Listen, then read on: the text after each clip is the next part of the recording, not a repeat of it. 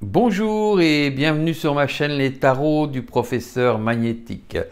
Une fois encore, pour cette guidance du jour, je vais utiliser l'oracle Shekoli qui, comme vous le savez, est un oracle que j'aime beaucoup pour cette pratique. N'oubliez pas, pour aider la chaîne à grandir, si vous n'êtes pas abonné, bien sûr, abonnez-vous en cliquant ce petit bouton, ce petit personnage en bas de l'écran ou sous l'écran si votre appareil ne le montre pas. Et n'hésitez pas à aimer les vidéos et à laisser des commentaires. Voilà. Bonne journée à vous, bonne visualisation de cette vidéo. À tout de suite.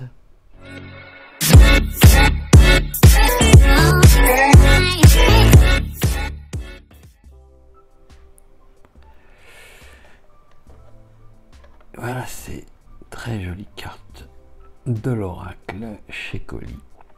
Il est temps de vous expliquer à nouveau les règles de ce tirage.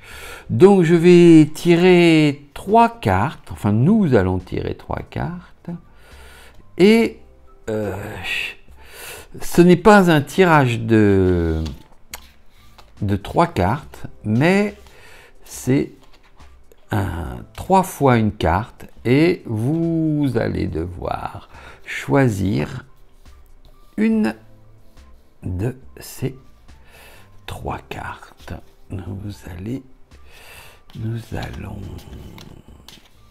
Je vais utiliser aujourd'hui, je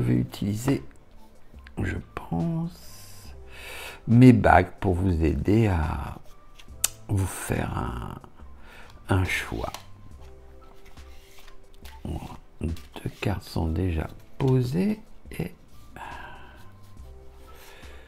voici une 3e carte. Donc vous choisissez une carte et vous retrouverez dans la description, je mettrai les temps où arrive pour les gens pressés, mais ce pas des tirages très rapides. Voilà, donc je vais mettre une première bague. Voilà, c'est ma bague jaune chinoise. J'ai ma bague noire tadjik et j'ai ma bague qui me vient, vous voyez, avec ces petits cœurs dans les yeux, qui me vient de Provins. Et voilà, mais je sais pas, ça a été fait à Provins, mais c'est là que je l'ai acquéri. Donc, choisissez une carte et je vais choisir moi aussi une pour commencer ce tirage. Donc, voilà la carte pour vous si vous avez choisi la bague jaune. C'est la carte de la victoire.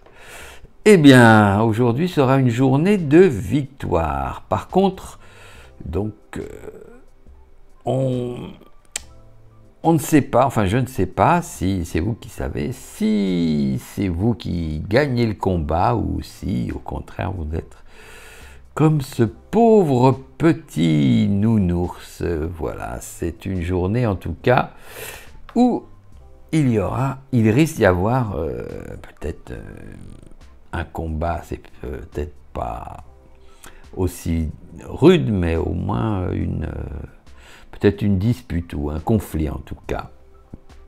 Mais aujourd'hui, c'est la fin de ce conflit.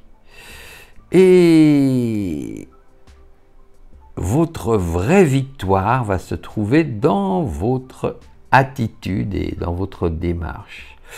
C'est une carte qui vous dit de rester positif, ou positive, excusez-moi, si vous gagnez, ce n'est pas la peine d'écraser plus ce pauvre nounours.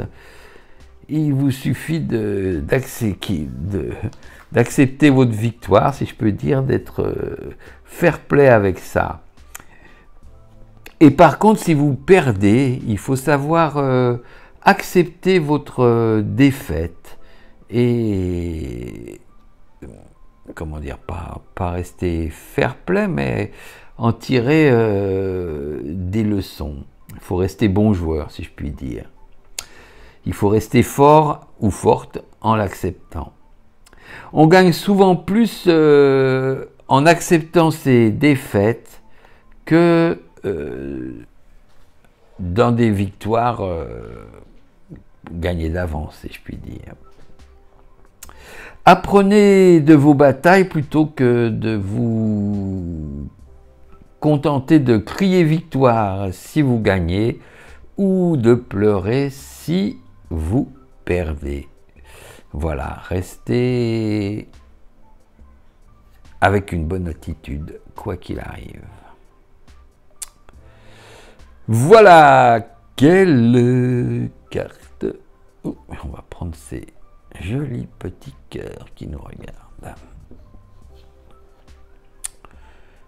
Oh, effectivement, vous voyez, c'est une carte très fleurie que nous avons là, avec petites abeilles qui butinent, un petit papillon, un ciel bleu, et une carte numéro 15, c'est la carte de la vocation.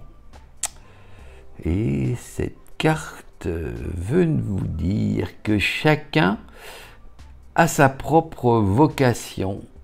Si on a tous quelque chose en nous, ou une chose qui doit sortir de nous. Souvent, on ne connaît pas cette vocation, ou parfois on la laisse enfouie à l'intérieur de nous. Parfois on suit juste une routine de vie confortable et voilà, on ne ressent aucun besoin complémentaire, ou parfois c'est aussi la peur de l'échec, la peur de mal faire qui peut nous freiner pour pratiquer quelque chose.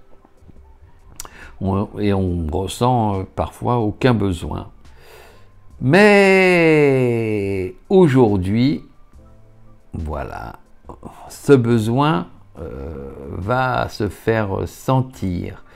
Vous sentez le besoin de vous exprimer et d'exprimer ce que vous avez au fond de vous. Ce peut être bien sûr dans différents domaines, vous voyez, ça peut être même le jardinage, ça peut être au travail, ça peut être dans les sentiments, ça peut être dans une façon de vous exposer, un sport, l'art peut-être.